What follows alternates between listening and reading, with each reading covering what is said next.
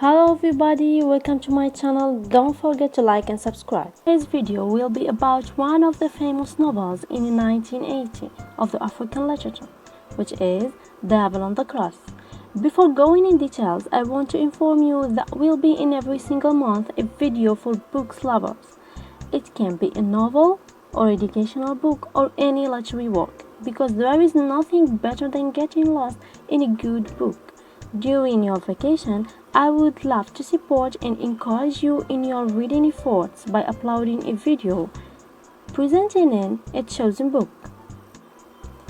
African literature denotes all literary works produced by writers in post-colonized countries. The elite category wrote about the suffering in their homelands during the colonization period and after independence.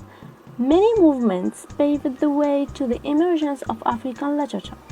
Students who went to study outside Africa returned years later with enlightened minds, seeking to express the need for reframing the black people identity.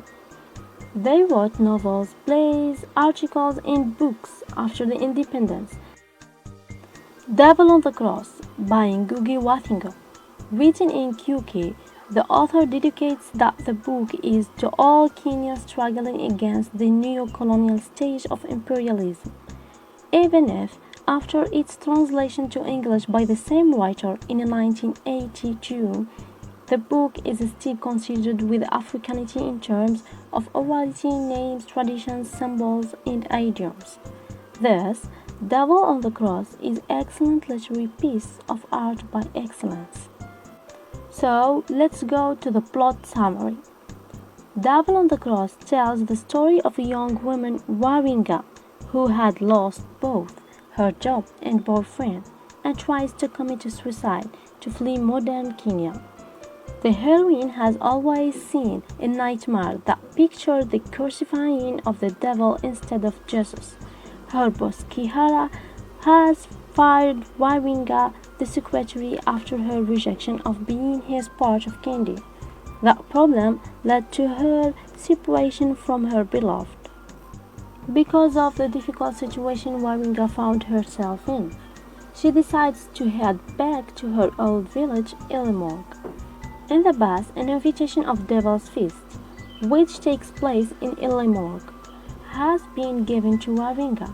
On her way, she joined the taxi driver, Miwara, with the passenger Muturi, Gucharia, Wangari, and Miwiri and Murari. They were speaking about political and social issues. Waringa knew that all those were invited to the same feast.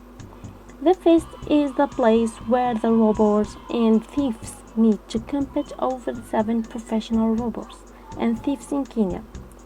Some of the audience say that the competition are robbers, others say that they are modern heroes.